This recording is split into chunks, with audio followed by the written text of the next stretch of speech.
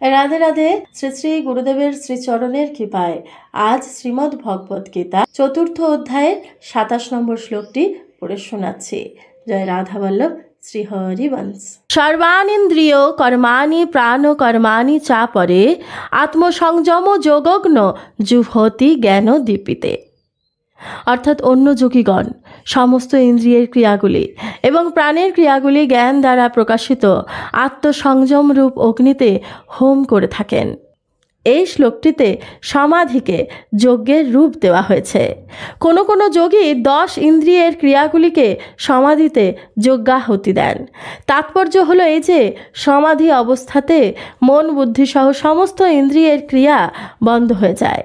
সমাধিরূপ যজ্ঞে প্রাণের ক্রিয়াও আহুতি দেওয়া হয়, অর্থাৎ সমাধিকালে প্রাণের ক্রিয়াও বন্ধ হয়ে যায়।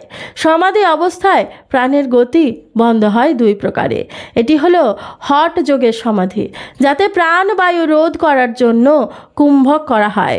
কুম্ভকের অভ্যাস বাড়তে বাড়তে প্রাণের গতি রুদ্ধ হয়, যা কয়েক ঘন্টা থেকে কয়েক দিন পর্যন্ত রুদ্ধ হতে পারে। এই প্রাণায়াম দ্বারা আয়ু বৃদ্ধি পায়। কুম্ভকের অভ্যাস বাড়তে বাড়তে প্রাণের গতি রুদ্ধ হয়, যা কয়েক ঘন্টা থেকে কয়েক দিন পর্যন্ত রুদ্ধ হতে পারে। এই প্রাণায়াম দ্বারা আয়ু বৃদ্ধি পায়। যেমন বর্ষার জল প্রবাহিত হলে জলের সঙ্গে সঙ্গে বালিও আসে এবং তাতে ব্যাঙ চাপা পড়ে যায়। বর্ষা চলে গেলে বালি যখন শুকিয়ে যায় তখন ব্যাঙগুলি তার তলায় চুপচাপ পড়ে থাকে। সেগুলির প্রাণবায়ু তখন রুদ্ধ করে থাকে।